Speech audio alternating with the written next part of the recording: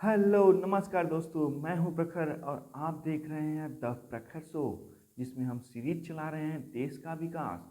दोस्तों, देश का विकास तभी होता है जब हम सभी लोग साथ मिलकर आते हैं एक साथ।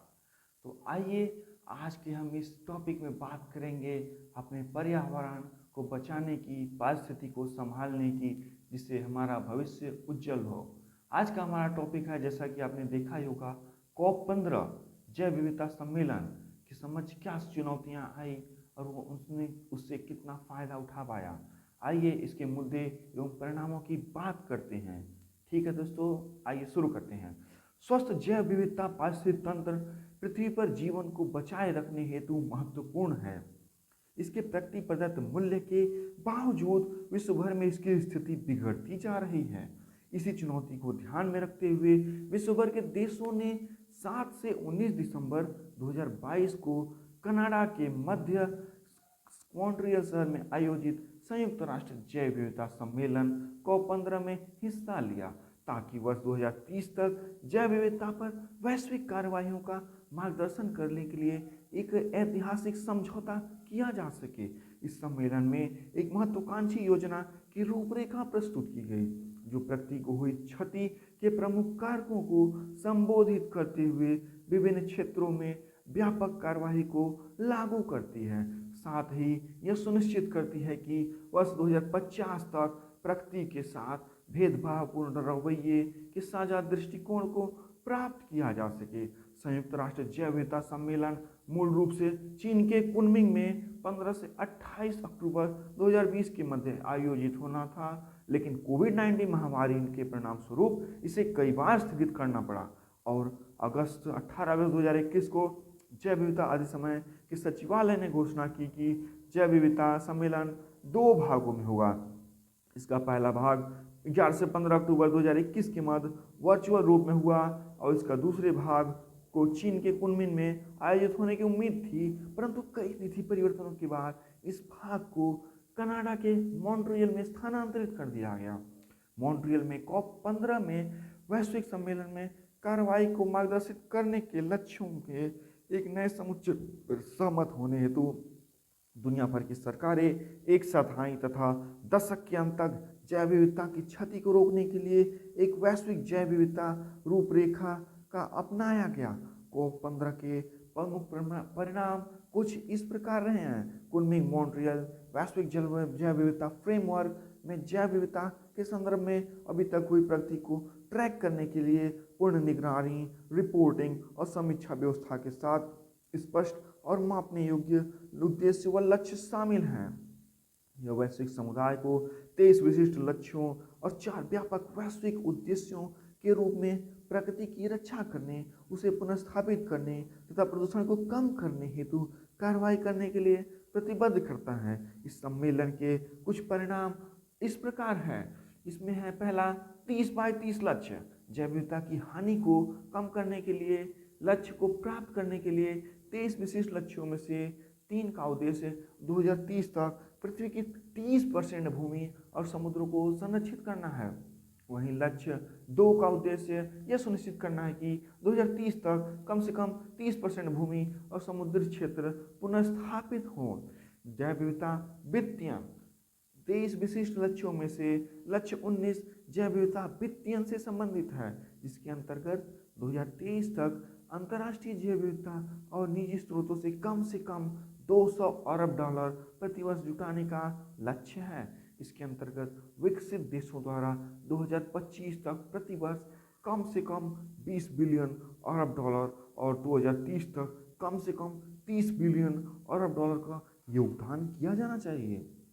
ग्लोबल बायोडायवर्सिटी फ्रेमवर्क वैश्विक पर्यावरण सुविधा से 2023 में एक विशेष ट्रस्ट फंड स्थापित करने का प्रावधान है, जिसे ग्लोबल बायोडायवर्सिटी फ्रेमवर्क फंड कहा गया है। हानिकारक सब्सिडी 23 विशिष्ट लक्ष्यों में से लक्ष्य 18 उन हानिकारक सब्सिडी से संबंधित है जिनका जैव विविधता पर नकारात्मक प्रभाव पड़ता है।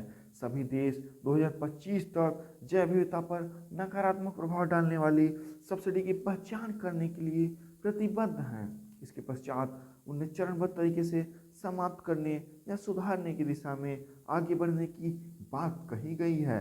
सभी देश 2030 तक जैव विविधता पर नकारात्मक प्रभाव डालने वाली सब्सिडी को प्रतिवर्ष कम से कम $500 बिलियन तक कम करने पर सहमत हुए हैं। सभी सहमत 23 लक्ष्यों को भविष्य में प्रगति की निगरानी के लिए प्रक्रियाओं को सशक्त किया जाएगा। इस समझौते को 2010 के आईची लक्ष्य की तरह नहीं लिया जाएगा जो कभी पूरे ही नहीं हुए। इस सम्मेलन में आने वाले वर्षों में एक वैश्विक कोष सहित एक बहुपक्षीय डिजिटल अनुक्रम की जानकारी लाभ साझाकरण तंत्र विकसित करने पर सहमत हुई है। प्रकृति आधारित समाधान 23 विशिष्ट लक्ष्यों में से लक्ष्य 8 के तहत जैव विविधता पर जलवायु परिवर्तन एवं महासागरीय अम्लीकरण के प्रभाव को कम करने तथा प्रकृति आधारित समाधान सहित विभिन्न कार्यों के माध्यम से लचीलेपन को बढ़ाने के उद्देश्य से रेखांकित किया गया है। ग्लोबल बायोडायवर्सिटी फ्रेमवर्क के कई लक्ष्यों में महासागर, तटीय और समुद्री क्षेत्रों का स्पष्ट उल्लेख है। 23 विशिष्ट लक्ष्यों में से लक्ष्य 2 पारिस्थितिक तंत्र के पुनरुद्धार, लक्ष्य 3 पारिस्थितिक तंत्र के संरक्षण और लक्ष्य 8 जलवायु परिवर्तन से संबंधित है। ग्लोबल बायोडायवर्सिटी फ्रेमवर्क समुद्री जैव विविधता के संरक्षण में जैव विविधता अभिसमय और अन्य संगठनों के बीच भागीदारी और सहयोग का भी आह्वान करता है। स्वास्थ्य ग्लोबल डायवर्सिटी फ्रेमवर्क के 4 व्यापक वैश्विक उद्देश्यों में से उद्देश्य ए में स्वास्थ्य सेवाओं पर विचार किया गया है, जो सत्यापित करता है कि जैव विविधता मानव कल्याण और एक स्वस्थ ग्रह के लिए आवश्यक है। लैंगिक समानता 23 विशिष्ट लक्ष्यों में से लक्ष्य 22 का उद्देश्य लिंग उत्तरदायी दृष्टिकोण के माध्यम से ग्लोबल बायोडायवर्सिटी फ्रेमवर्क के कार्यान्वयन में लैंगिक समानता सुनिश्चित करना है। जैव विविधता का संरक्षण क्यों आवश्यक है? वर्तमान में प्राकृतिक एवं मानवीय क्रियाकलापों के कारण जैव विविधता का तेजी से क्षरण हो रहा है, जिससे पर्यावरण के साथ साथ मानव के अस्तित्व के समझ खतरा उत्पन्न हो चुका है। ऐसे में जैव विविधता का संरक्षण वर्तमान समय की मांग है।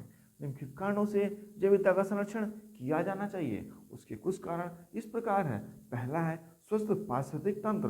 मानव को जीवित रहने के लिए एक स्वस्थ पारिस्थितिक तंत्र की आवश्यकता है। जो हम भोजन करते हैं, पानी पीते हैं और जिस हवा में सांस लेते हैं, वे सब जैव विविधता पर निर्भर करते हैं। ऐसे में मानवीय जीवन के लिए जैव विविधता का संरक्षण महत्वपूर्ण है। मानव स्वास्थ्य के लिए महत्वपूर्ण।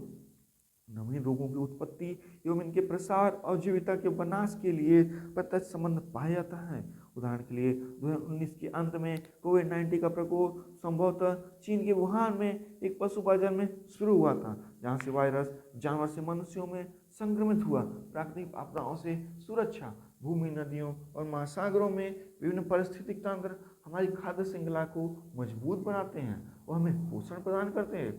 ये सार्वजनिक स्वास्थ्य सुरक्षा को बढ़ाते हैं और हमें पर्यावरणीय आपदाओं से भी बचाते हैं। जलवायु परिवर्तन का समाधान जैव विविधता का संरक्षण जलवायु परिवर्तन को रोकने एवं काम करने हेतु महत्वपूर्ण है। भूमिका का निर्वहन कर सकता है। वन, मैंग्रोव एवं आर्द्रभूमि जैसे पारिस्थितिक तंत्र भी भारी मात्रा में कार्बन का अवशोषण करते हैं। इन पारिस्थितिक तंत्रों के नष्ट होने से अवशोषित कार्बन का वायुमंडल में निष्कर्षण होता है, जो ग्लोबल वार्मिंग को बढ़ाने में सहायक है। खाद्य सुरक्षा हाल के दिनों में मनुष्य खाद्य उत्पादन के लिए केवल फसल की कुछ किस्मों तथा फसल मोनोकल्चर पर निर्भर हो गया है। ऐसे में वैश्विक खाद्य सुरक्षा सुनिश्चित करने के लिए फसल प्रजातियों की जंगली किस्मों का संरक्षण समय की मांग है। अर्थव्यवस्था हेतु महत्वपूर्ण वर्ल्ड इकोनॉमिक फोरम के अनुसार विश्व के $44 ट्रिलियन का कुल सकल घरेलू उत्पाद का आधे से अधिक प्रकृति पर निर्भर है। इसलिए जैव विविधता के क्षरण के कारण कई अर्थव्यवस्थाएं गंभीर रूप से प्रभावित हो सकती हैं। वैश्विक जैव विविधता रूपरेखा, लक्ष्य और इसकी समझ क्या मुद्दे और चुनौतियां हैं, आइए हम देखते हैं।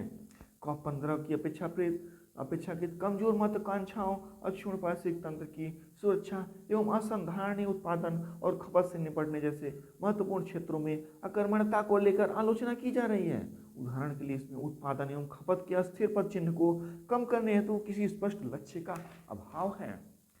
विविधता और पारिस्थितिक तंत्र सेवाओं पर अंतर सरकारी विज्ञान नीति मंच की 2019 रिपोर्ट के अनुसार अनुमान है कि 1 मिलियन पशु और वनस्पतियों की प्रजातियों की समझ विलुप्त होने का खतरा है।